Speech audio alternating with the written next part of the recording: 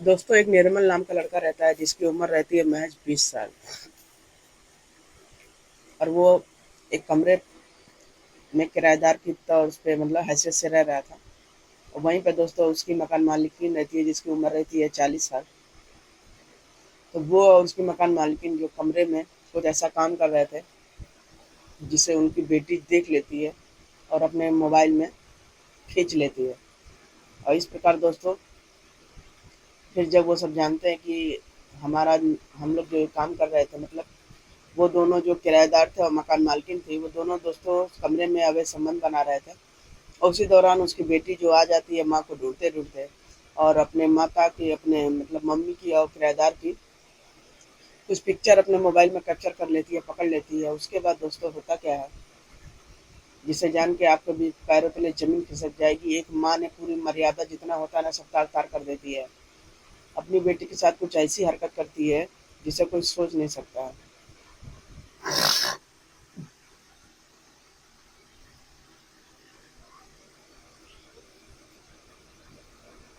तो दोस्तों चलिए देर न करते हुए इस ब्लॉग को आगे बढ़ाते हैं। तो दोस्तों ये सच्ची घटना पर आधारित ब्लॉग है। ये उत्तर प्रदेश का कानपुर पड़ता है, कानपुर जिला वहीं पर है। वहीं की सच्ची घटना पर आधारित ब्लॉग है। तो दोस्तों वहीं पे एक सत्ता नाम की औरत रहती थी जिसकी उम्र थी 40 साल। और उसका पति जो रहते हैं बाहर रहते थे। और यहाँ पर दोस्तों वो घर बनवा दिए थे और किराए के पर्पज से वो उठाया करते थे। तो जो उनकी बीवी थी सत्ता जो थी, वो नीचे रहती थी और ऊपर जितने थे सब किराएदार रहते थे। और यही उसका जो है इस प्रकार उन लोगों का खर्चा चल रहा था। जो सत्ता थी उनकी एक लड़की थी। तो वो जो लड़की रहती है दोस्तों, माँ बेटी दोनों घर में रहती थी, पिता इनके बाहर रहते थे। उसके बाद दोस्तों होता क्या, एक दिन उनके यहाँ एक स्मार्ट किराएदार आता, मतलब 20 साल का जवान, जिसकी जिसका नाम था निर्मल। तो जब निर्मल आता है किराए के लिए बात करने के लिए, तो जो उनकी मकान मालकिन थी उसको एक बहुत गरीब लत थी कि कोई स्मार्ट आदमी देखती थी उस पर फिदा हो जाती थी, क्योंकि उसका आदमी उसके पास रहता नहीं था। इस प्रकार दोस्तों वो मनचली मतलब एक प्रकार से औरत थी, कोई भी आदमी देखती थी तो उस पर फिसल जाती थी। लेकिन यहाँ जो निर्मल था दोस्तों बेहद शरीफ था। अब यहाँ जब आता है कमरे के लिए तो उसको जो मकान मालकिन रहती है सबका वो कमरा दे देती है।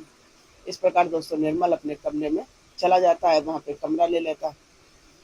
अब दोस्तों धीरे धीरे ऐसे करके जो सत्ता रहती है निर, निर्मल को जो है थोड़ा थोड़ा उसको अपने तरफ अट्रैक्शन करने के लिए मतलब आकर्षित करने के लिए कुछ ना कुछ किया करती थी, क्योंकि जाहिर सी बात है पहले दिन से जब निर्मल आया था किराएदार कमरे के बात करने के लिए, उसी समय से जो सत्ता थी उस पर प्रसन्न हो गई थी। इतना मतलब उसके अंदर से कुछ ऐसी फीलिंग हो रही थी उसके साथ संबंध बनाने की। लेकिन डायरेक्ट कहे तो कहे कैसे। इस प्रकार दोस्तों जो निर्मल था और जो मकान मालकिन थी, मकान मालकिन का प्यार देखते देखते मतलब रोज कुछ ना कुछ बहाने से उसके कमरे में जाती थी। कभी चाय देने, कभी पानी देने, कभी कोई भी भावना से वो जाती थी उसके कमरे में। इस प्रकार जो है निर्मल भी कहीं ना कहीं मकान मालकिन को मानने लगा था कि मेरी मकान मालकिन बहुत अच्छी है। लेकिन कहते हैं ना कि कोई भी आदमी कब तक भाग सकता है। अगर औरत उसका उसके आगे तन परोसने पर मजबूर हो जाए, जो भी करे, तो आदमी तो भैया आदमी है ही है। तो यहाँ जो निर्मल रहता है मकान मालकिन की मन की इच्छा समझ जाता है कि मकान मालकिन 40 की उम्र जरूर थी, एक ही बेटी थी और जवान थी काफी। इस प्रकार दोस्तों एक दिन मकान मालकिन करती क्या, उसके कमरे में चली जाती है। और जैसे पहुंचती है तो निर्मल करता क्या है, वो बोलता है कि आप अब मेरे कमरे में आज कैसे कुछ देखने आई हैं। तो कहती है नहीं, जो देखने आए हैं मेरे सामने खड़ा। अब ये सब सुनने के बाद निर्मल के तो समझ में आ ही गया था, लेकिन वो बोले तो बोले क्या। लेकिन मकान मालकिन पहल करती है कि तुम बेहद स्मार्ट हो, बहुत अच्छे हो, और जब तक चाहो तो मेरे यहाँ रह सकते हो, हमेशा के लिए भी रह सकते हो।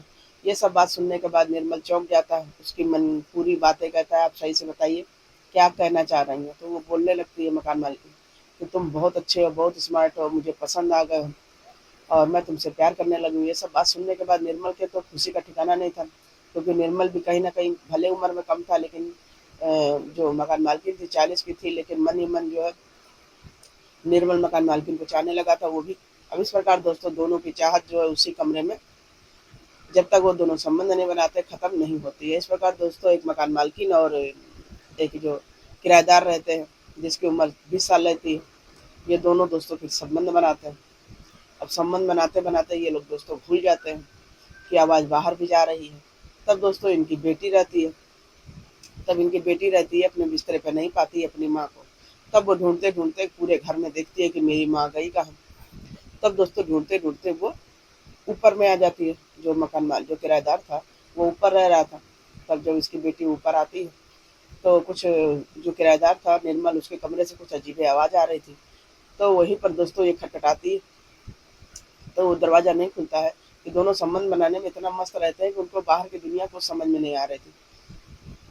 इस प्रकार दोस्तों जो लड़की रहती है जिसका नाम जूली रहता है, जूली करती क्या, खिड़की से दोस्तों जो सीन देखती है उसे देखने के बाद उसके पैरों तले जमीन खिसक जाती है।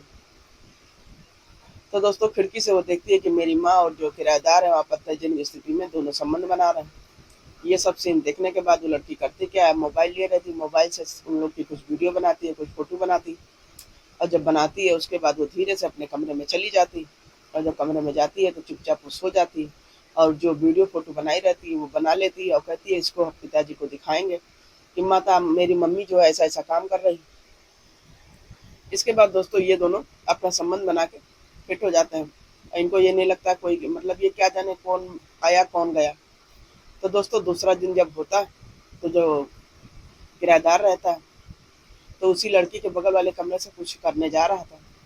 तो वहीं पर दोस्तों वो देखता है कि उसकी लड़की मोबाइल चला रही थी। पाक से दोस्तों उसकी नज़र पड़ जाती है उसके मोबाइल पर। अब वो लड़की जो थी वही वीडियो फोटो देख रही थी इन लोग का। अब ये सीन देखने के बाद उसका तो पैरों तले जमीन खिसक गया, उसका तो रोंगटे खड़े हो गए कि अरे अब क्या होगा।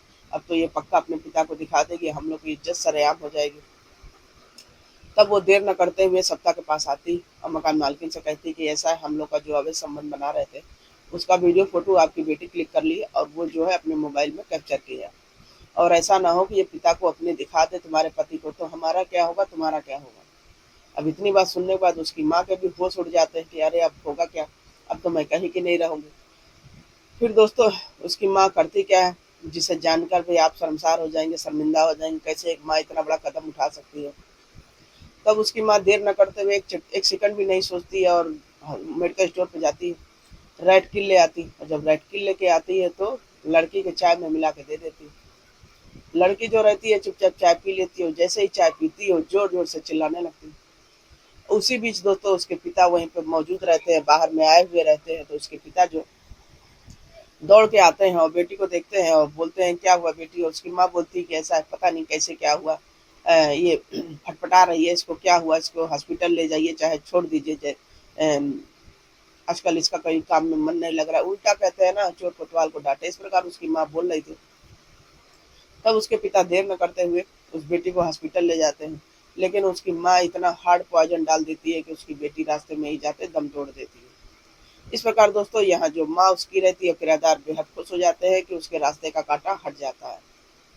इस प्रकार दोस्तों जो है इसके पिता जो रहते हैं बेहद गम के साए में चले जाते हैं, क्योंकि उनका महज एक ही बच्चा था, वो बेहद उससे प्यार करते थे। अब यहाँ पर दोस्तों उनके पिता जो है कम से कम 20 दिन सदमे में रहते हैं, उनका काम में मन नहीं लग रहा था। लेकिन दोस्तों एक चीज देखकर वो बेहद आश्चर्यचकित थे कि उनकी जो बीवी थी वो बेटी के गम का, मतलब जाने का गम उसको एक पैसा नहीं था। वो इतना उस दिन से खुश रह रही थी। ये सब सीन देखने के बाद उसका पिता सोचने लगा कि कैसे एक माँ अपनी बेटी के जाने का उसको गम नहीं सता रहा, इतना खुश कैसे रहती है।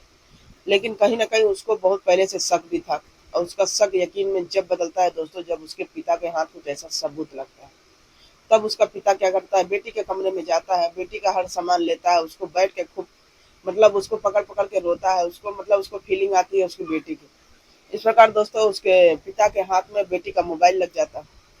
तब वो पिता करते हैं कि अपनी बेटी के कुछ पिक्चर वगैरह देखकर उसको रोते हैं, याद करते हैं। तब उसी मोबाइल में दोस्तों कुछ ऐसा सीन वो देखता है, उसका पिता के उसके पैरों तले जमीन खिसक जाती है।